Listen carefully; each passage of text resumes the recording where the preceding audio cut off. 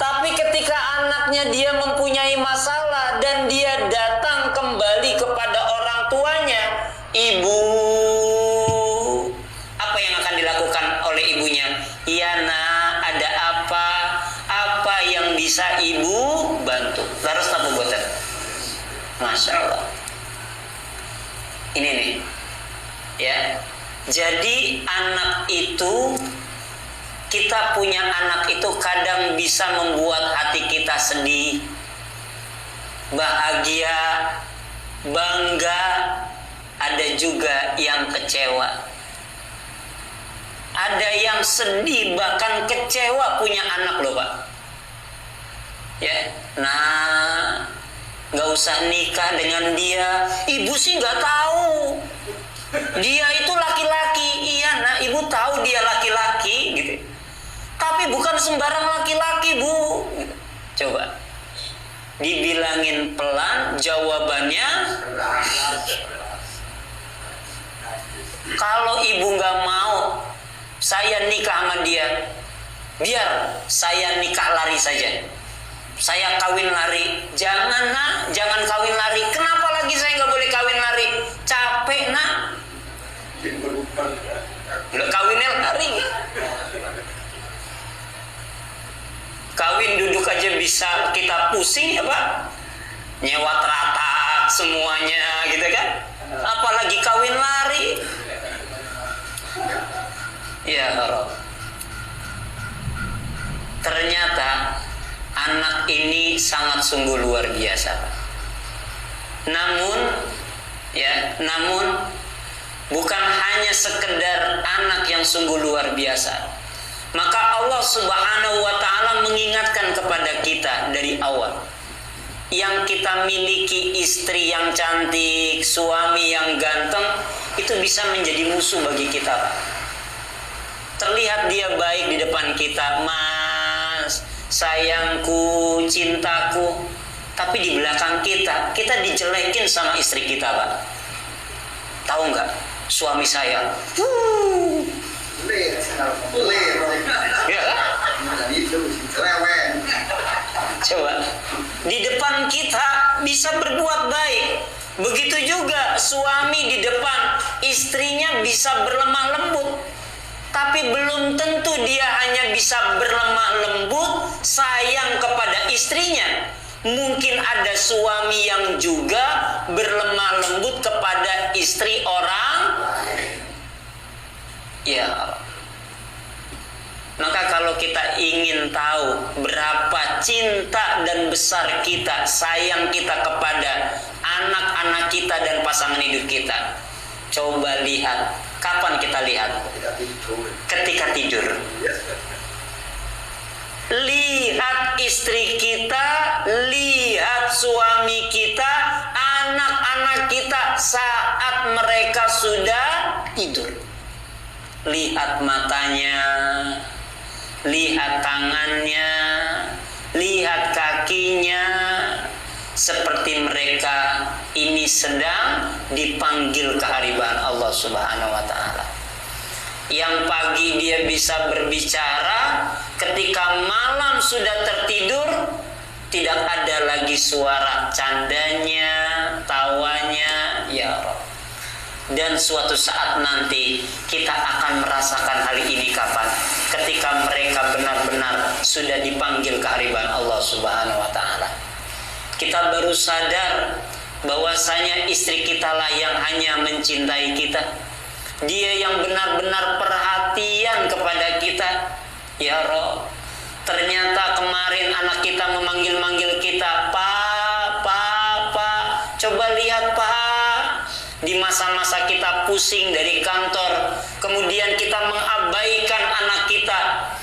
Masya Allah, ternyata waktu itu hanya berjalan sebentar Bu. Dulu kita sangat tidak menyukai anak kita menangis. Tapi ketika usia sudah 50 tahun, 60 tahun, jenggot sudah mulai panjang, ya Rabb, kita melihat anak kecil menangis, kita ingat dulu itulah anak kita. Masya Allah. Maka Allah Subhanahu wa ta'ala berfirman selanjutnya, wa in ta'fu wa tasfahu wa taghfiru fa innallaha ghafurur rahim. Apa artinya? Maka berhati-hatilah kamu terhadap mereka, dan jika kamu memaafkan dan tidak memarahi serta mengampuni mereka, lihat nih, maka bagimu berhati-hatilah kepada mereka. Siapa mereka ini? Anak, istri. Berhati-hati kita, ya.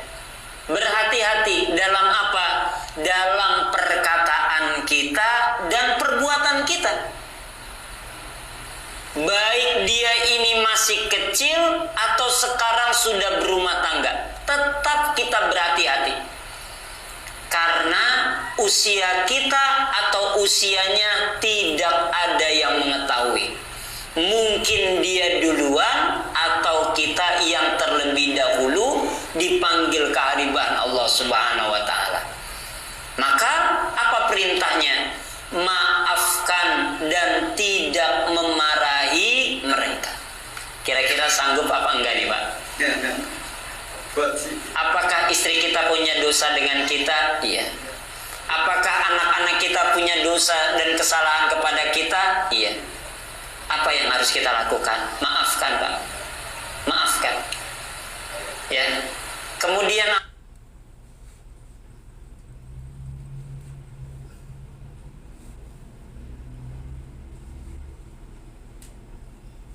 anak-anak kita cukup, ya. Karena bagaimanapun dia adalah anak kita, bagaimanapun dia adalah istri dan suami kita. Hunna libasul lakum wa antum libasul lahum. Seorang suami menjadi pakaian untuk istrinya, dan istrinya menjadi pakaian bagi suaminya.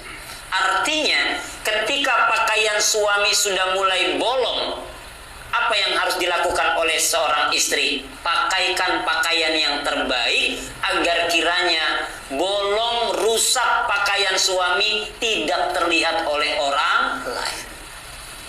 Ampuni, maafkan. Kenapa? Fa innallaha ghafurur rahim. Allah Subhanahu wa taala saja mengampuni dosa dan kesalahan, ya. Oleh karena itu jangan sampai kita tidak mengampuni anak, istri atau suami kita atas segala dosa dan kesalahan yang pernah mereka lakukan di hari-hari sebelumnya.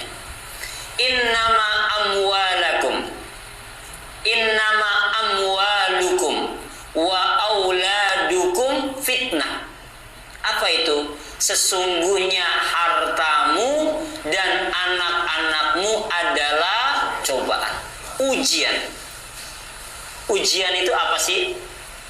Ujian itu adalah wasilah, ya kan? Kendaraan untuk kita diangkat derajat. Kalau nggak ada ujian, Pak, kita nggak mungkin bisa naik kelas. Namun ujian itu dalamnya ada pertanyaan, ada soalnya. Setiap soal pertanyaan yang bisa kita jawab benar semuanya, naik kelas kita. Maka kalau ada orang dikasih ujian, dikasih soal, jawab. Semua permasalahan hidup itu pasti kita punya. Namun masalah ini bisa hadir di dalam keluarga kita berbeda-beda. Ada yang dalam bentuk ujian, tapi ada yang menjadi musibah. Yang pertama apa? Ujian. Tapi yang kedua menjadi apa? Musibah. Bagi mereka yang beriman, masalah itu akan menjadi ujian. Kalau ujian berarti nanti dia akan naik kelas.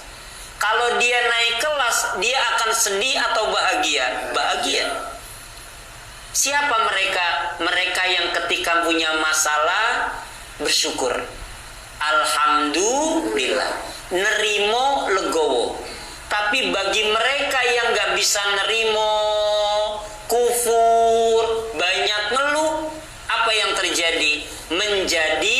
musibah. Menjadi musibah. Oleh karena itu, jangan sampai masalah yang hadir dalam kehidupan kita menjadi apa? Menjadi musibah. Karena musibah itu rasanya pedih, tidak nyaman. Semoga tidak ada di antara kita yang mendapatkan apa? Musibah. Semuanya dalam bentuk apa? Ujian. Bapak Ibu yang dimuliakan oleh Allah Subhanahu wa taala.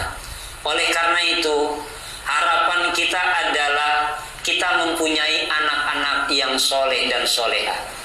Kita punya anak-anak yang rajin sholat, yang rajin baca Quran, dan yang utama apa? Berbakti kepada kedua orang tua. Maka mulai sekarang, ingatkan anak-anak kita. Jangan bosan kita mengingatkan anak-anak kita. Ada beberapa pesan yang disampaikan Rasul kepada Ibnu Abbas. Siapa Ibnu Abbas ini? Seorang keponakan Rasulullah SAW. Ya, seorang keponakan Rasulullah SAW. Saat itu Ibnu Abbas sedang berada bersama Rasul, lagi naik onta.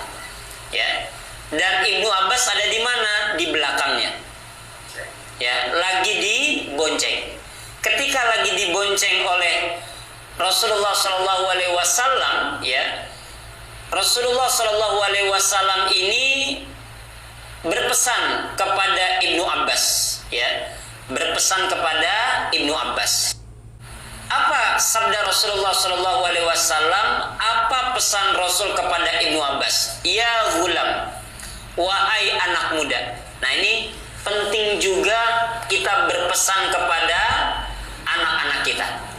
Ya, Rasul bersabda kepada Ibnu Abbas, ya gulam, wahai anak muda, inni u'allimuka kalimatin. Inni u'allimuka kalimatin. Sesungguhnya aku ingin, ya, memberikan kepadamu, mengajarkan kepadamu beberapa kalimat. Artinya apa? Kalimat-kalimat yang disampaikan Rasul kepada Ibnu Abbas merupakan pesan wasiat yang sangat penting. Bagi siapa? Bagi seorang anak. Ya. Jadi siapapun harus mengikuti apa yang pernah disampaikan Rasul. Kalimat pertama yang disampaikan Rasul kepada Ibnu Abbas ini apa? Ihfadillah yafadka. Wahai anak muda, wahai seorang anak, ihfadillah yafadka. Jagalah Allah, Allah akan menjagamu. Jagalah Allah, Allah akan mencukupimu. Jagalah Allah, Allah akan melindungimu. Jagalah semua perintah Allah, jauhi larangannya, insya Allah Allah akan selalu membersamaimu. Apa maksud menjaga? Ya, menjaga Allah ini. Apakah Allah perlu dijaga? Enggak perlu. Ya. Tapi apa maksud dari ihfadillah, jagalah Allah? Ya. Pernah nggak kita ngomong sama anak kita, ihfadillah, jagalah Allah? Pernah apa enggak? Hah? Anak kita mau pergi, kemudian kita bilang, jagalah Allah. Pernah apa enggak? Hah? Pernah apa enggak? Yang ada apa? Hati-hati ya nak, gitu ya. Hah? Hati-hati ya nak. Tapi pernah nggak jenengan itu memberikan nasihat kepada anak jenengan, jaga sholat ya nak, jangan lupa sholat ya nak? Pernah apa enggak? Hah? Pernah enggak? Pernah. Jagalah Allah itu seperti jenengan memberikan nasihat kepada anak itu apa? Jagalah sholat, jangan lupa sholat ya nak. Anak kita ada di luar kota, telepon kita, di akhir teleponnya, udah dulu ya ma, udah dulu ya pak. Oh iya nak, jangan lupa sholat ya nak. Pernah nggak kita ngomong gini? Hah? Kenapa kita ngomong kayak begini pak? Kenapa kalau kita berpesan jangan lupa sholat? Kenapa? Karena kalau orang sholat, hidupnya akan dijaga dan dicukupi oleh Allah Subhanahu wa taala. Karena sholat itu bukan hanya sekedar sholat. Karena sholat itu bukan hanya sekedar Allahu Akbar, Assalamualaikum, Assalamualaikum. Tapi sholat itu yang utama apa? Dia tunduk dan patuh kepada Allah pada waktunya.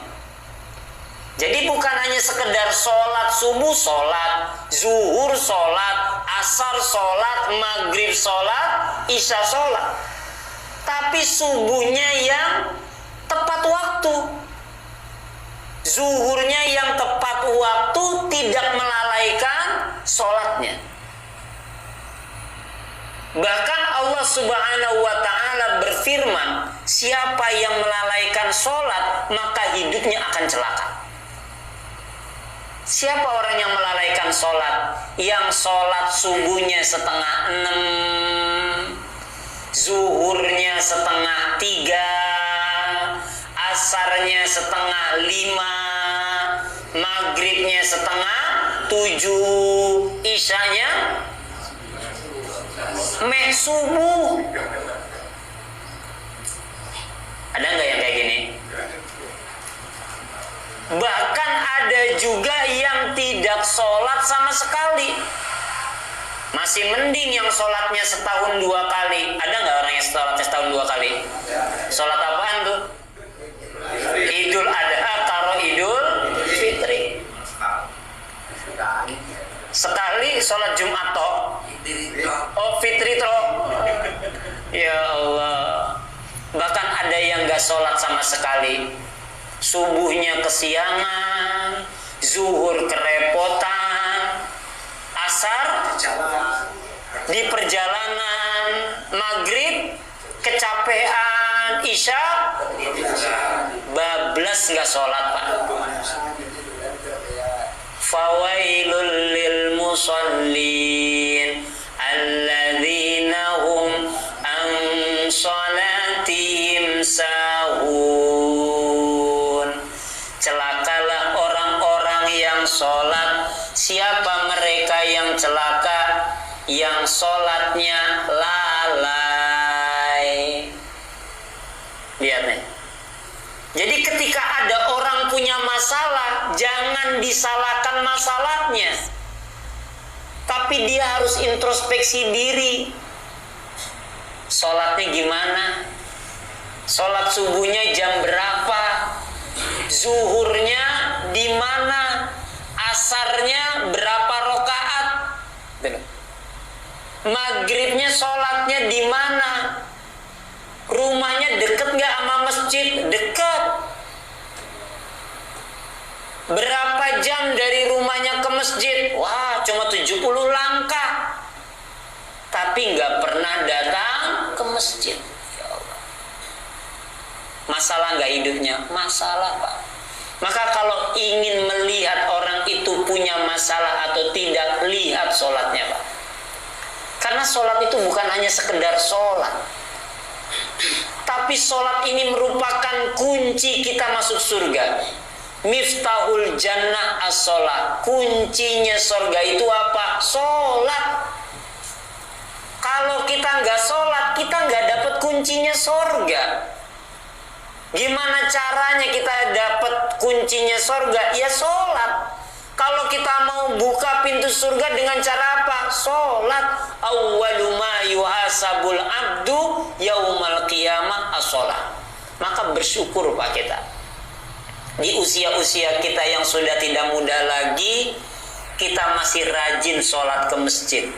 Kita masih rajin sholat ke musola. Bismillah, semoga sampai husnul khotimah. Ya, semoga sampai apa? Husnul khotimah. Maka penting sekali sholat itu bukan hanya sekedar sendirian, tapi apa? Ajak anak-anak kita. Pagi ajak mereka buat sholat. Sholat. Kita sekamar nih, kita satu rumah nih sama anak kita. Dia udah berumah tangga, ingetin aja nggak apa-apa. Sholat, sholat, sholat, sholat, sholat, sholat. Subuh, subuh, subuh, subuh, boleh nggak? Boleh. Jangan sampai kita biarkan anak kita tidak sholat. Kenapa? Karena kalau kita membiarkan anak kita tidak sholat, artinya kita rela anak kita masuk ke dalam api neraka. Paksakan mereka sholat. Kenapa sih ada orang yang gak sholat? Karena emang dia males, Pak. Kalau orang malas itu harus diapain? Dipaksa. Kenapa ada orang yang terbiasa sholat? Kenapa mereka biasa sholat? Ada orang yang gak sholat. Kenapa dia bisa? Karena memang dia terbiasa. Kok dia bisa sholat ke masjid? Karena emang terbiasa. Kok dia bisa terbiasa? Karena diawali dengan apa? Paksaan, Pak. Apakah biyen kita rajin sholat ke masjid? Belum tentu, Pak. Tapi karena kita terpaksa, apa terpaksa kita? Udah tua. Kan gitu ya. Ada dia pas sadar kapan? Ketika dia mendengar kabar sahabatnya meninggal. Baru dia tersadar, ya Allah, sahabat saya udah meninggal. Apalagi di zaman-zaman Covid, dia bersepuluh sahabat, 9 sahabatnya meninggal semuanya. Tetangga kanan meninggal, depan meninggal, belakang meninggal, tinggal dia. Akhirnya apa? Dia berazam, ya Allah, jangan wafatkan saya dalam keadaan su'ul khotimah. Dia berazam untuk apa? Saya ingin sholat, ya Allah. Dan dia paksakan sholat. Sampai akhirnya apa? Dia terbiasa. Karena levelnya itu bermula dari mana? Paksa, terbiasa, jadi kebutuhan. Kalau dia sudah kebiasaan, jadi kebutuhan. Kalau orang udah butuh gimana? Sekali dia nggak sholat, coba jenengan. Biasanya sholat asar di Baitul Maskur. Kemudian nggak sholat asar di Baitul Maskur.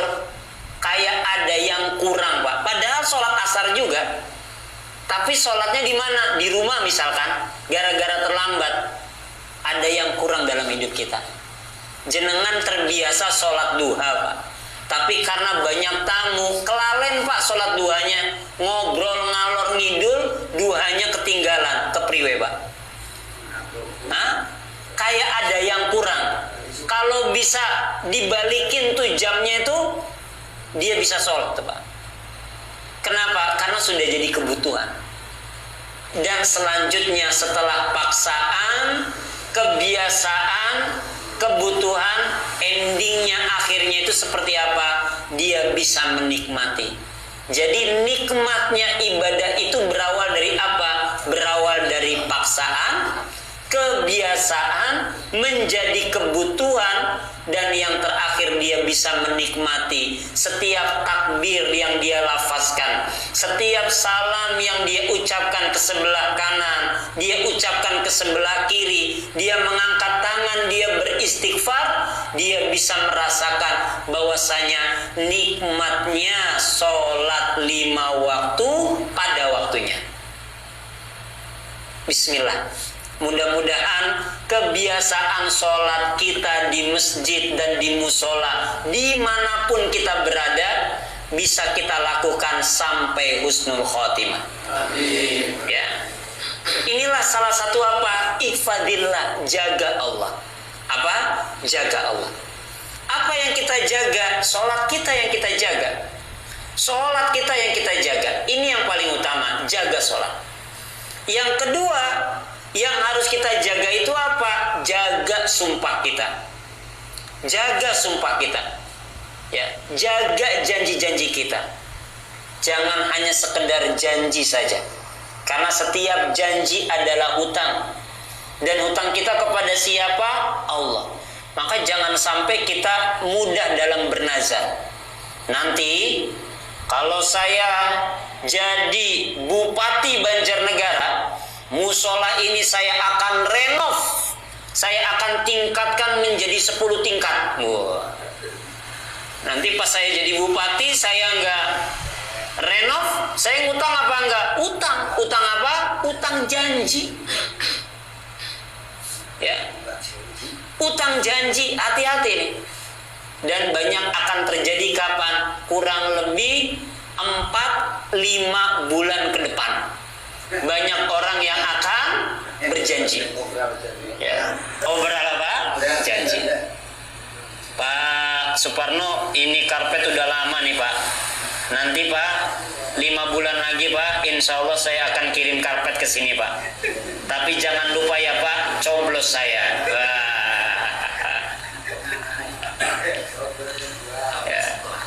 Ya. Kira-kira ini menjadi ruswa apa enggak? Ruswa. Pak, saya mau ngirim karpet nih. Tapi jenengan jangan lupa ya, ajak seluruh jemaah untuk pilih saya. Kepriwe Pak? Siap apa enggak Pak? Saya kirim 10 karpet Pak. Siap apa enggak? Enggak, jangan. Ya kan? Ar-rasi wal murtasi finnar. Walaupun dia ngasih karpet tapi ada ujung-ujungnya, ada embel-embelnya, itu namanya apa? Ruswa. Sogokan.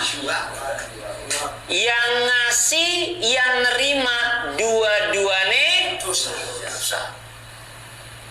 Tapi kan dipakai sholat, iya, tapi niatnya beda. Bukan lillah, tapi lil coblos. Nih, hati-hati nih.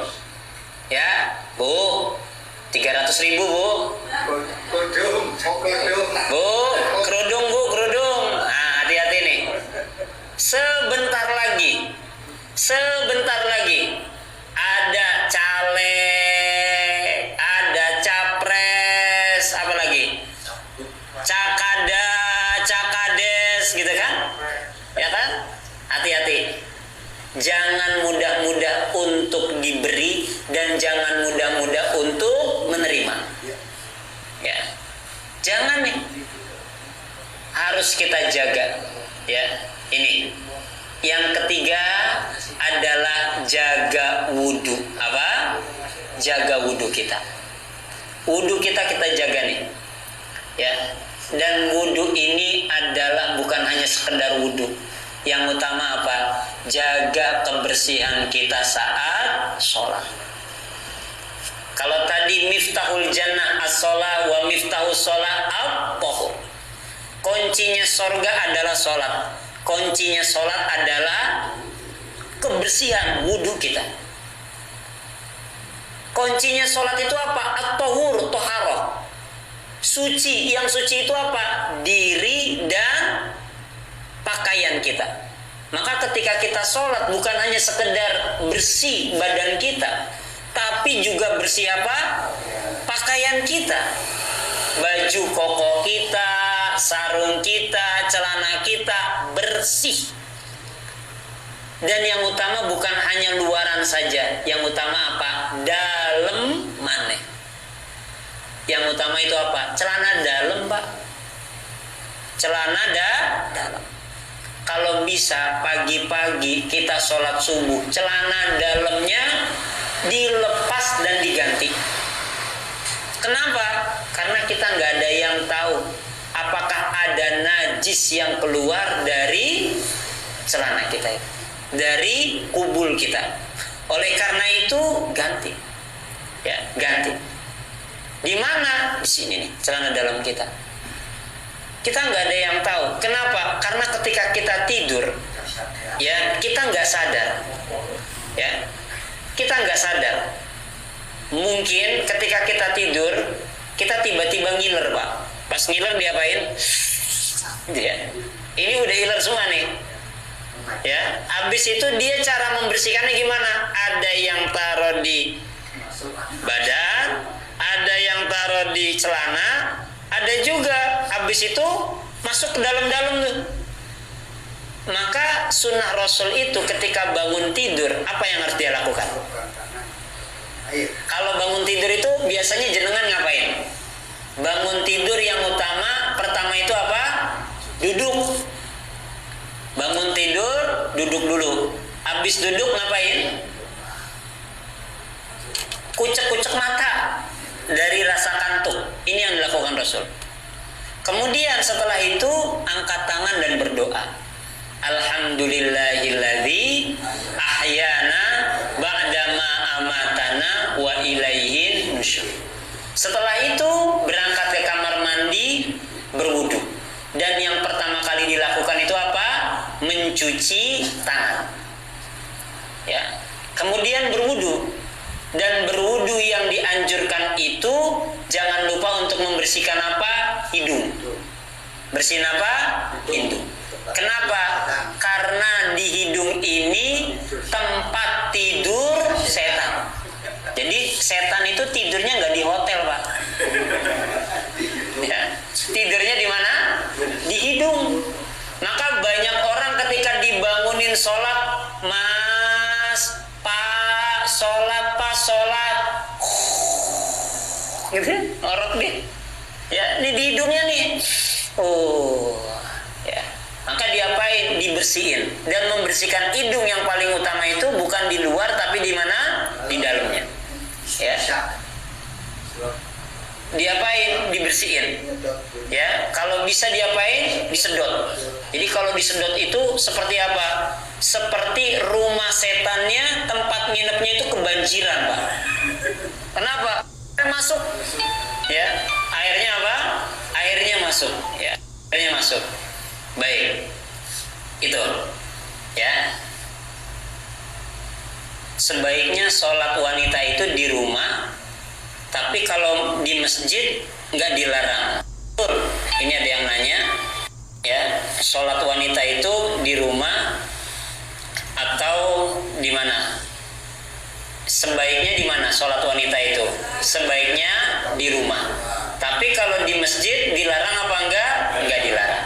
Selama datang ke masjid aman, tidak menjadi fitnah. Menjadi fitnah itu gimana? Berangkat dari masjid pakai minyak wangi, Pak. 2 meter dia udah lewat, wanginya masih ada. Wanginya siapa ini? Wanginya Bukaji. Ya. Pas qadarullah Bukajine orang anak suamine. Wah. Udah duda sebelah ngikutin aja tuh. Ya. Ini menjadi. Kemudian apa? Dia bisa menjaga aurat. Nah, biasanya ini yang nggak bisa dijaga auratnya yang mana? Yang bawah. Ya, dia berangkat cepet-cepet, kemudian diangkat nih bawahannya, diapain? Dicincing gitu kan? Dicincing. Nah itu, ya, itu aurat apa enggak? Aurat. Maka hati-hati untuk semuanya ini. Ya, ketika kita sudah bisa menjaga, maka diperkenankan untuk berangkat ke masjid. Ya, seperti itu. Baik, ini yang keberapa tadi? 3, jaga sholat, jaga sumpah, jaga wudhu. Yang ketiga, yang keempat adalah jaga malu. Jaga apa? Malu. Malu kalau kita sudah tua tapi enggak sholat. Malu kalau sudah tua enggak bisa baca. Malu. Jadi malunya kepada siapa? Kepada Allah. Jadi malu itu kepada siapa? Allah. Jangan malu kepada manusia. Malu, Pak Ustadz, saya udah tua tapi rumah masih ngontrak. Nggak perlu malu. Nggak penting. Nggak akan ditanya kita itu di rumah. Dulu di dunia itu ngontrak atau bayar rumahnya itu cash apa enggak? Enggak. Belum tentu orang yang ngontrak di sana ngontrak maning.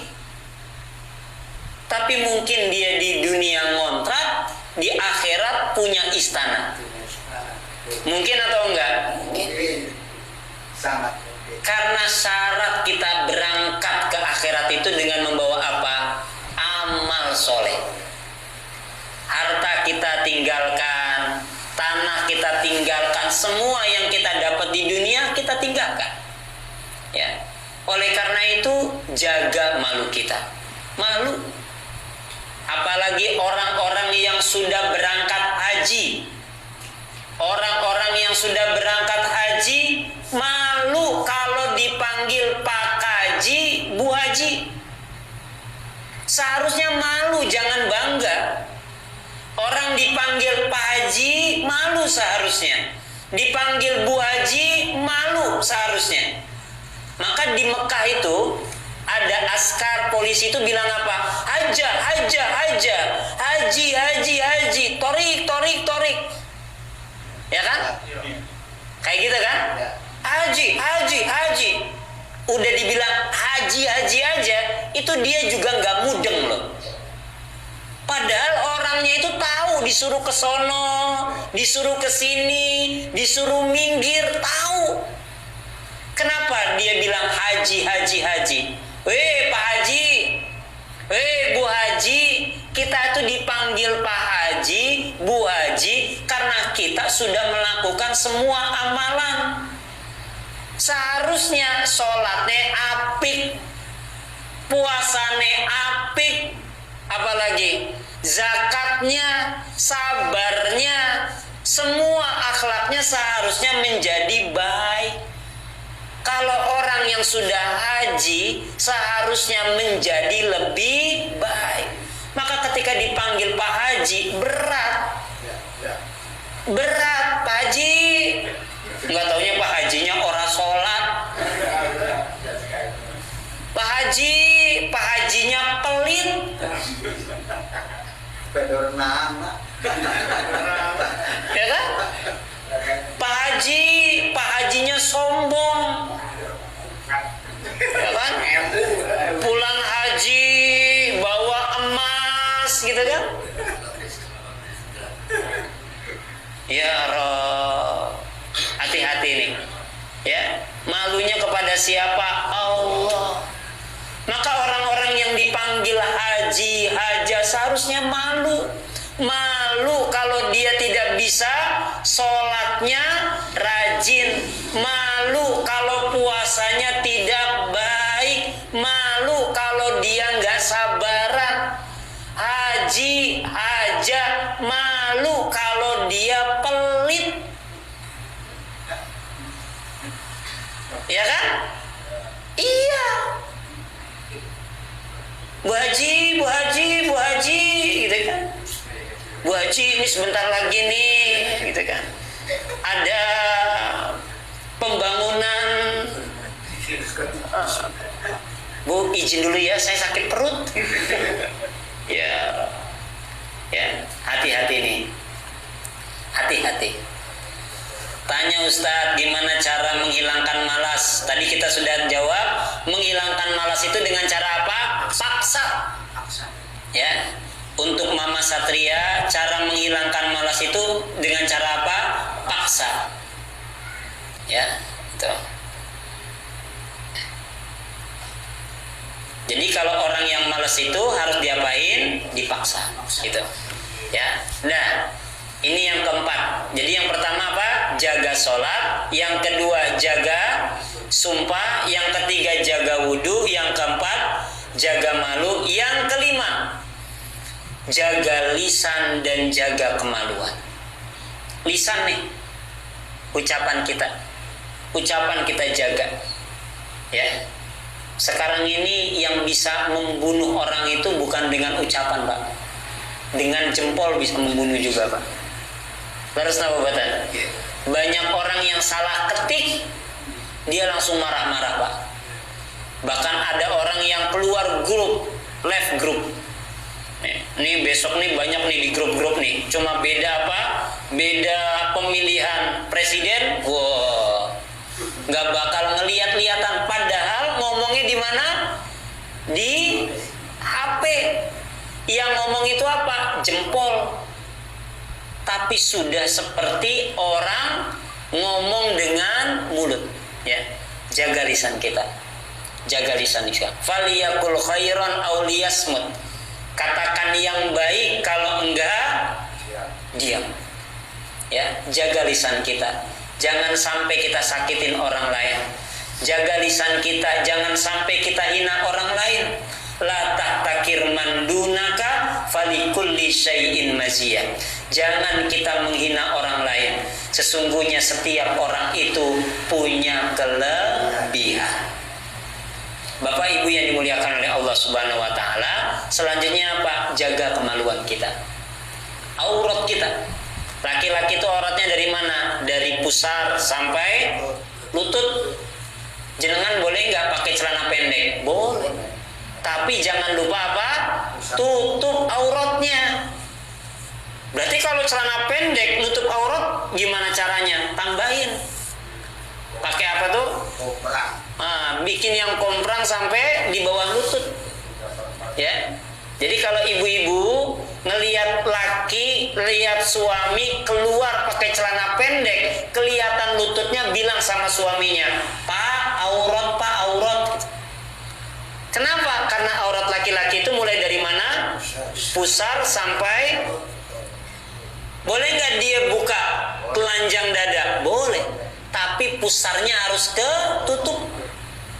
Ya. Jadi kalau ada seorang laki-laki sudah balik dan dia kelihatan pusarnya, itu sama dengan dia memperlihatkan auratnya. Begitu juga ibu-ibu, jaga kecuali muka dan kedua telapak tangannya.